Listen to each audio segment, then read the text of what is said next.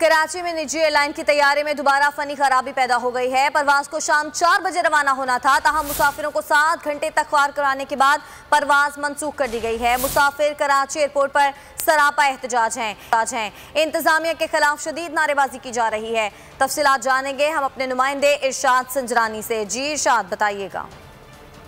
देखिए, बिल्कुल एयर सियाल की ये कराची से इस्लामाबाद की परवाज है PF 123। इसमें ताख़ीर का मामला सामने आया है। शाम 4 बजे की ये परवाज थी। पहले जब ये परवाज रनवे के लिए गई है, जहाज में खराबी पैदा हुई है। फिर रात 9 बजे इसको मतलब फिर ठीक करने के बाद रनवे पर, कराची एयरपोर्ट के रनवे पर जैसे कप्तान ने तैयारी को उड़ाने की कोशिश की, एक फिर तकनीकी खराबी हुई है।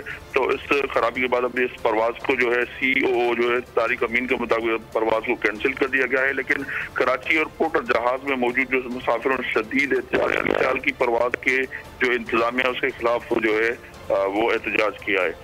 ठीक है, बहुत शुक्रिया आपका इरशाद संजरानी।